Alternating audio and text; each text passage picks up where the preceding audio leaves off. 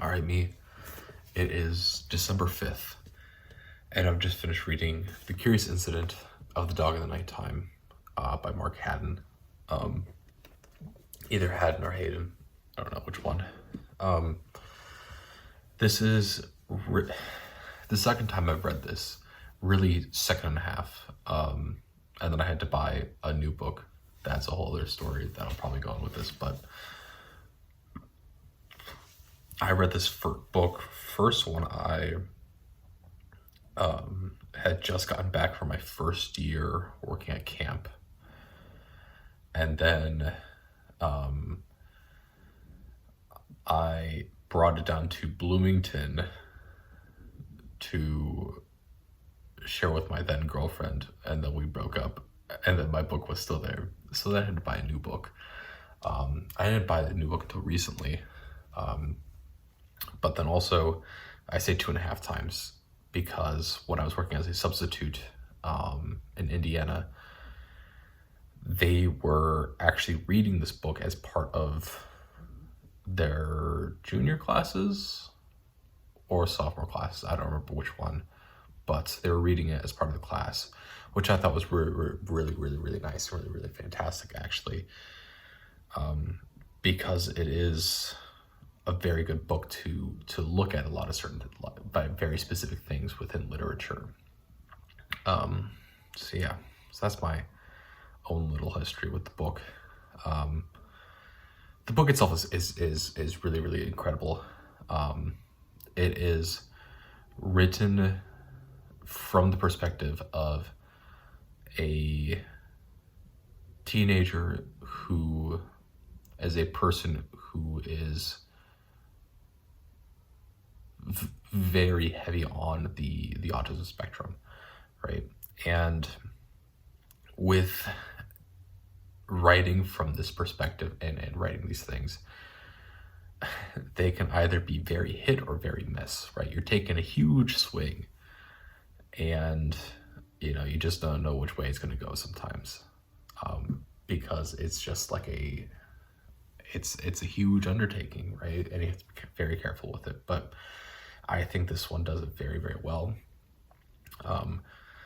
Basically, we follow Christopher, who is my one complaint, I should say, is that it does divulge into the very stereotypical thing of when we think of ASD, which is the savant, right? That these are kids and children that, because of their diagnosis and because that they are within the spectrum, that they fall very short in understanding humanistic ideals, but do very well with things like maths and sciences, which is a stereotype that will probably persist for all of time, right? And you can't really get out of that. Does this book lean on it pretty heavily? Yes, absolutely it does. So, I guess mark that one against it. But other than that, I think it does a very nice job with it. So that's that. But we're following Christopher, and Christopher has it's this ongoing issue, right, in which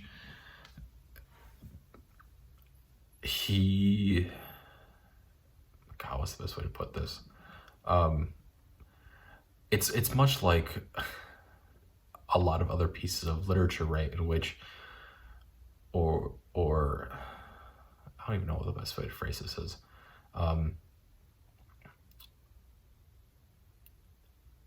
It's this great look at, number one, author's choice, right?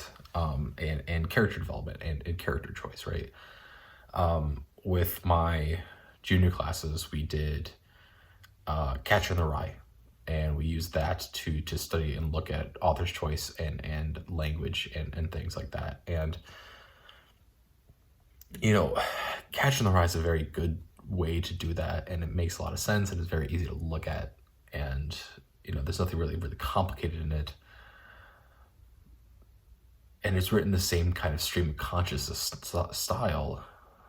However, I think that some of the things and some of the ideas and some of the points that get made within Catcher in the Rye don't necessarily translate as much anymore, right? Versus, I think, with A Curious Incident of Dog in the Nighttime, I think does the same things when it comes to like be able to explore choice and reasoning and why the author does some of these things and language usage and all of these things.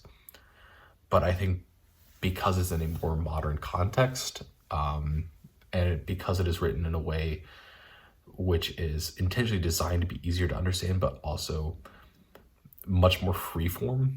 I think back to, obviously Catcher in the Rye does the same thing. Moby Dick did the same thing, right? Of where you suddenly just you jump into chapters that don't really have anything else to do with, what else we've been reading, but it's a very clear dynamic choice as to this is who the character is, and this is the person that we are following, and this is the way that they think, right? Even the same goes for Grapes of Wrath, which when I first read it, I wasn't too keen on the way that, there's interjections in imagery and descriptions, but I looking back on it now, I actually really appreciate way more than I did then. That's, all that. And I think it's also a great way to look at how do we introduce dramatic irony in a way that is very easy and clear to see and look at without having to explain all these differences between what do we know versus what the characters know, right? Because I think it becomes clear pretty early on that what has happened, right? But you have a character in which, through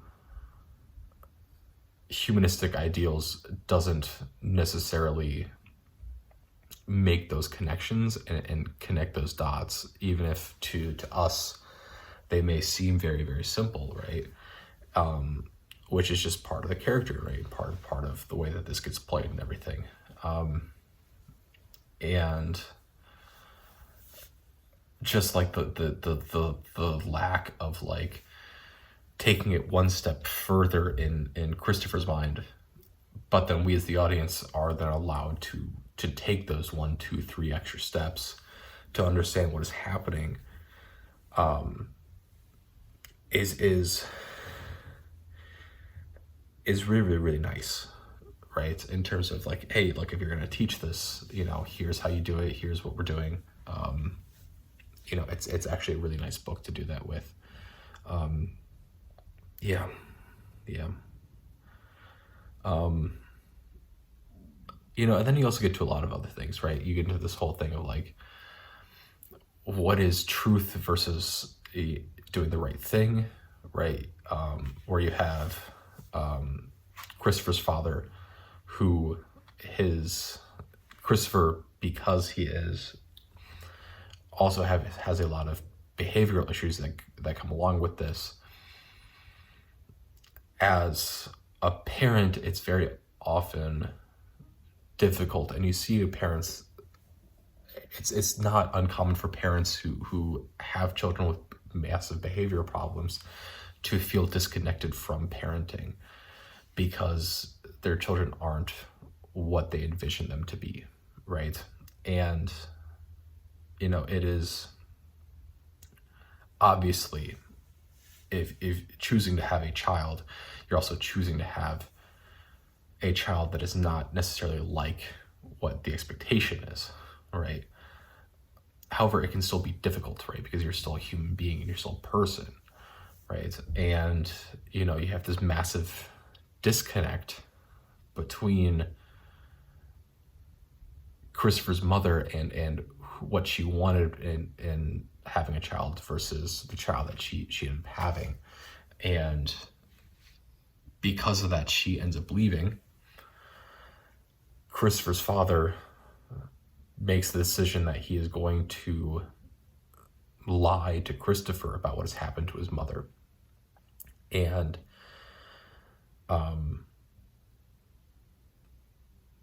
but then it contradicts everything else that we kind of have, that Christopher kind of deals with, which is that Christopher has to be very, very straightforward, and he has to trust, and he doesn't understand the concept of white lies. And well, I should say he understands the concept of white lies, but not to the extent that if you were to put it into words that you would describe white lies.